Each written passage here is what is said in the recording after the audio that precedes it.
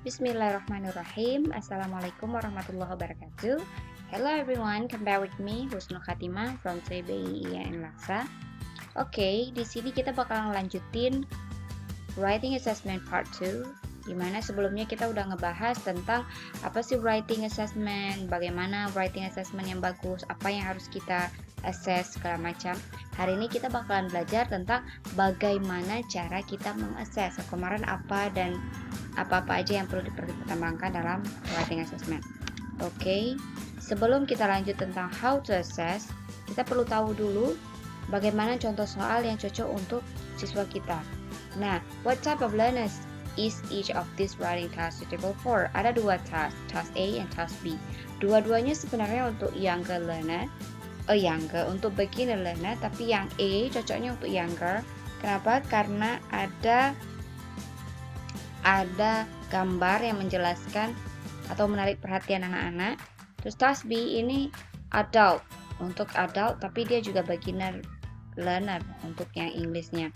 Intinya, walaupun sama-sama beginner, tapi kita juga harus melihat dari segi umurnya. Oke, terus nah, kita balik lagi tentang sosiolinguistik, tentang 4 hal yang ada dalam assessment writing, yaitu ada message, cognitive, linguistik, dan sosiolinguistik. Sebelumnya di part sebelumnya udah kita bahas, tapi di sini kita pengen ngebahas yang lebih konkret dari segi contohnya. Oke. Contoh, ini soal yang kita berikan kepada siswa. Please write, okay? Write about X. Write a letter to your friend about X. Write a letter to your friend about X and Y asking Z. Oke, kalau kita cuma nyuruh dia menulis tanpa ada menulis tentang apa, nulis aja, itu masuk dalam ranah linguistik. Kenapa? Ketika dia menulis, dia butuh vocab, butuh grammar, butuh segalanya yang berhubungan dengan linguistik. Write about X, kita fokus pada X-nya. X itulah message yang ingin kita suruh siswa kita untuk menulis. Sedangkan write a letter to your friends about X, message-nya, tapi ada to your friends sebagai sosiolinguistiknya, bahwa beda ketika di atas dia menulis tentang X, akan berbeda posisinya ketika dia menulis tentang X untuk temannya. Dan ketika dia menulis write a letter to your friend about X and Y asking Z. Nah, di sini masuk ranah kognitif. Kenapa? Dia sebenarnya sama aja nulis tentang X juga, ada Y juga, dan juga kepada temannya, tapi ada about X dan Y asking Z. Di sini dia harus berpikir bagaimana cara menulis untuk seseorang supaya dia bisa memahami. Ada 3 hal yang harus dia kabarkan di situ. Bagaimana cara dia mengelola tulisannya, makanya masuk dalam ranah kognitif. Intinya, ketika kita pengen menguji siswa kita, apa yang kita uji sebelumnya kita udah bahas.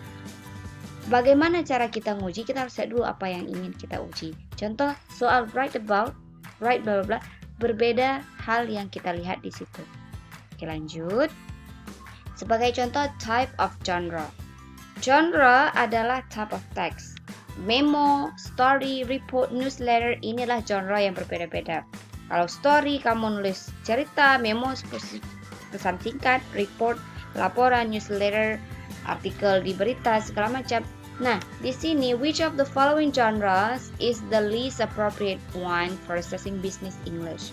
Nah, di sini ada 4 genre yang berbeda. Terus dia bertanya, dari 4 genre yang berbeda ini, yang mana yang paling sedikit dipakai dalam business English? Otomatis adalah story. Kenapa? Di business English orang jarang pengen dengar story. Mereka pengen cepat-cepat, pengen tahu lebih cepat. Ada memo, ada report, dan newsletter. Kalau story, time is money kan, business English, maka mereka butuh sesuatu yang lebih singkat.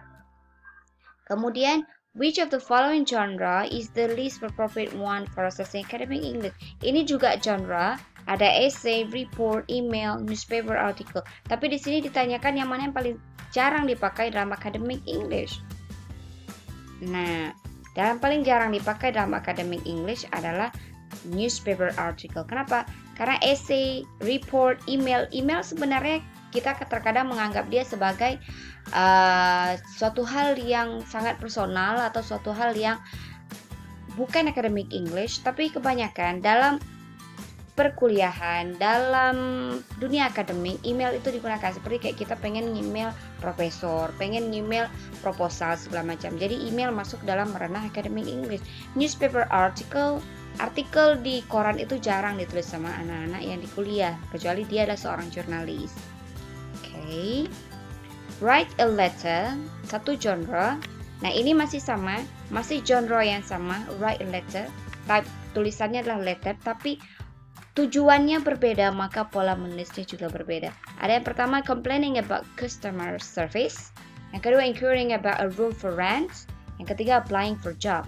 Nah, terkadang kita juga harus mengatakan kepada siswa kita, tulisan bisa jadi genre-nya sama, tapi tujuan yang berbeda akan mengubah cara kita dalam menulis tulisan tersebut. Jadi dalam kita menguji tulisan itu juga berbeda. Oke. Kemudian audience. Audiens itu siapa? Siapa pembaca yang kita inginkan? Apakah for your boss, for your project team, or for your customer? Nah, di sini kita contoh masih sama, genre yang sama, a letter, tapi satu letter disuruh tulis untuk bos kita, satu letter terus disuruh tulis untuk salah satu anggota tim kita, satu letter disuruh untuk customer kita, orang yang membeli barang kita. Otomatis setiap kata yang kita pakai itu akan totally different.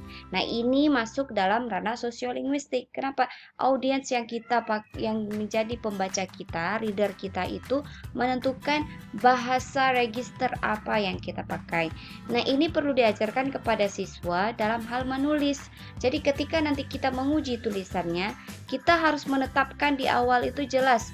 Soalnya itu harus jelas, ini kamu nulis tentang apa, kepada siapa, dan untuk apa. Jadi dia ketika menulis tahu menggunakan bahasa yang apa. Nah, jadi jangan sekadar kita memberikan soal writing itu cuman kita bilang nulis tentang X. Terus kita berharap dia menggunakan sosiolinguistik yang akademik.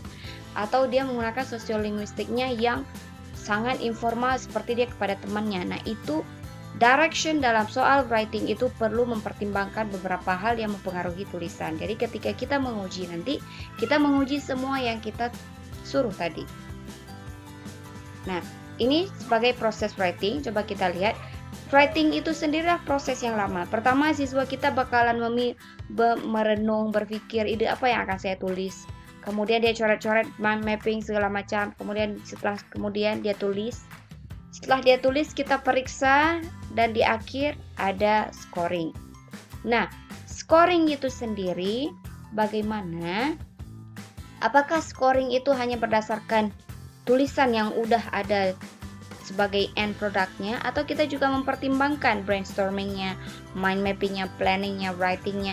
Karena proses sebelum dia ada tulisan di sini, ujungnya end produknya tulisannya, ada banyak proses di sini. Apakah proses ini juga kita lihat? Apakah proses ini mempengaruhi nilainya? Dan jika dia itu mempengaruhi nilainya, kita harus mengabarinya di awal bahwa saya tidak hanya menilai writing, but I also evaluate your process of writing. Nah, ini juga kita lihat. Berarti ada apa? Akan ada review and edit. Dan artian ketika udah kita periksa, kita kembalikan dan kita lihat apakah dia perbaiki lagi atau tidak. Dan jika itu masuk dalam ranah penilaian, kita harus sampaikan kepada siswa kita. Jadi dia bisa anticipate, how is my score? Bukan hanya sekadar, oke, writing kita coret, kamu dapat A+. Kenapa dapat A+? Kenapa dapat B+? They have no idea. Itu bukan cara writing assessment yang bagus. Oke, maka how to assess evaluating writing? Bagaimana cara kita mengevaluate writing? Ada beberapa contoh. Pertama ada peer feedback, detailed evaluative comments, a checklist, a view score, atau a score. Nah, di sini dia membandingkan ada di in class, ada in large scale. In class itu dalam artian cara kita mengevaluasi writing siswa kita di dalam kelas sama secara umum itu sama atau tidak. Kalau peer feedback itu paling cocok di kelas. Kenapa? Karena kita minta temannya untuk memperbaiki. Sedangkan di large scale, contoh kayak kita di ujian UN atau di ujian masuk kampus, it is impossible. Tidak mungkin misalnya sama teman untuk menemukan apa writingnya, bagaimana nilai writingnya. Detail evaluative comment, dalam artian di setiap tulisan dia jika ada salah kita tulis komentar kita yang bagus, feedbacknya apa. Ini juga bagusnya di in-class. Kenapa? In-class itu siswanya terbatas. Sebutlah paling banyak 30 orang. Seorang guru mampu menuliskan detail komen pada 30 orang tadi. Tapi ketika kita menerima siswa, contoh siswa menerima penerimaan mahasiswa baru di kampus, ada 1000-an atau ada 500-an siswa yang melamar dengan tulisan, it is impossible untuk menulis komen pada setiap tulisan yang masuk. A checklist juga cocoknya di kelas. A few scores, dalam artian skor tadi kita pisahkan. Misal, apakah audiennya cocok, apakah registernya cocok, purpose-nya sesuai, message-nya dapat, sosiolinguistiknya dapat. Nah, few score juga cocoknya in class. Large scale, dia cocoknya hanya skor. Dalam artian kayak contoh soal UN, maka hanya ada 1 skor aja di ujung. Kamu writing dapat 10. Oke, 10. Kita nggak akan tahu kita 10-nya kenapa. Begitu juga dengan TOEFL test. Makanya di TOEFL test, IELTS test, mereka nggak ada sebutin kenapa writing kita dapatnya 100 atau band kita dapatnya 8. Kenapa? Karena begitu banyak orang yang ikut IELTS test pada saat yang sama. Jadi impossible mereka bisa jelasin ke kita why we got 8, why we got 7. Oke. How to score? Kalau di kelas seperti tadi bisa jadi ada beberapa jenis scoring. Pertama single score. Contoh siswa kita dapat nilai 8. Kita langsung kasih nilainya 8. Itu a single score. Atau pakai multiple sub score. Dalam artian 3 tambah 5 juga 8. Tapi kita memisahkan. Kalau 8 tadi secara keseluruhan, kita pengen dia lebih aware sama kenapa dia bisa dapat segitu. Misal, kalau dia dapat full dia akan dapat 10. Tapi karena di bagian audience dia tidak dapat, maka dia di audience hanya dapat 3. Sedangkan di bagian purpose dia dapat 5. Seharusnya di situ dengan ada subscore tadi, siswa kita bisa tahu di bagian mana dia yang masih lemah, di bagian mana dia yang udah high, udah pas. Jadi cocoknya kalau di in class dengan siswa yang sedikit, beberapa skor dengan detail comments itu adalah hal feedback atau cara scoring yang paling bagus untuk siswa kita. Nah, ini contoh yang diberikan oleh CEFR untuk cara kita dalam menilai atau memberikan band kepada siswa kita. Ini khusus untuk yang B2. Kemarin udah tahu kan di speaking, di listening dan di reading kita udah bahas tentang CEFR. Ada level-level siswa kita. Ada C1, C2, B1, B2. Nah, di sini kita fokus sama B2. Untuk lebih jelas bisa lihat di handout yang udah saya sebarin di grup. Di B2, untuk scoring, mereka membandingkan dalam 4 konteks. Ada content, communicative achievement, organization, sama language. Dalam artian ketika kita menilai writing seorang siswa kita menilainya berdasarkan 4 consideration. Pertama, content, ini ranahnya message. Oke, message. Communicative achievement masuk dalam sosiolinguistik. Kenapa? Use the convention of the communicative task effectively hold the target readers. Siapa readernya, maka bahasa yang dia pakai sesuai dengan readernya. Maka ini masuk dalam ranah sosiolinguistik. Organization, tag is well organized and coherent using a variety of cohesive devices and organizational pattern to generally good effect. Nah, message kognitif, dalam artian ini masuk dalam ranah kognitif karena masuk dalam tag organization. Bagaimana cara dia mengorganize teksnya. Kemudian use a range of vocabulary including less common lexis, appropriately, bla bla bla, nih grammar segala macam ini masuk dalam ranah linguistik. Dalam artian ketika kita menguji writing siswa kita, menilai writing siswa kita akan menilai keempat ranah ini berdasarkan level-level yang sudah ditetapkan di CEFR. Makanya bagus juga kalian look back to CEFR handout biar tahu siswa kalian itu sebenarnya ada di level mana, terus bentuk soal apa yang akan kalian berikan.